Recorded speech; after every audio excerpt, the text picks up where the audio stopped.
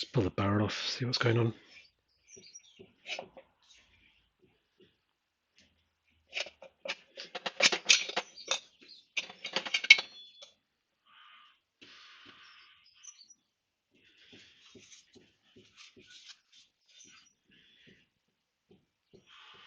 Casting number on there,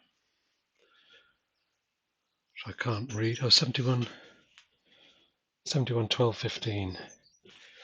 I'll look that up. I assume it's the standard barrel.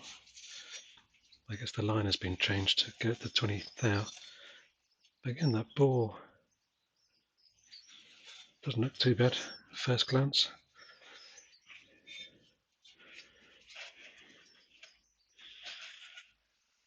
I think you can see where the piston's been sat for some time. But yeah, so not bad by any means.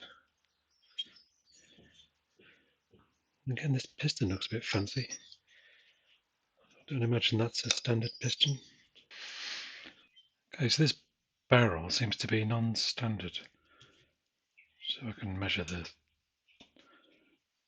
diameter.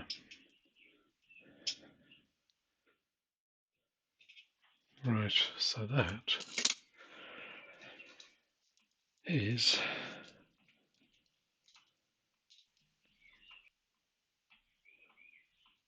89.28,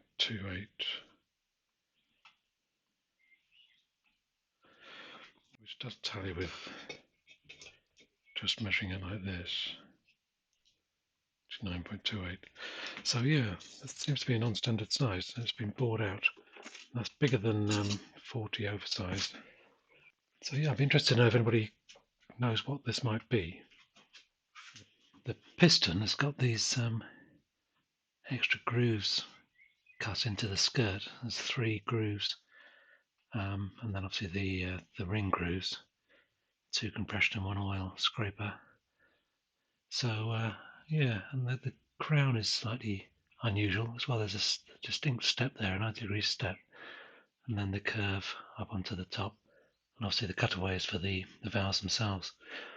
So yeah, it's definitely a non-standard piston. So I wonder what this has been done to this engine. It looks as if that could have been machined. Difficult to tell.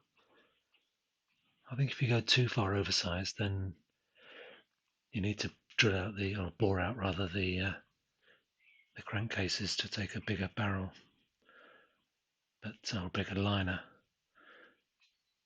But yeah, very interested to say no more about it.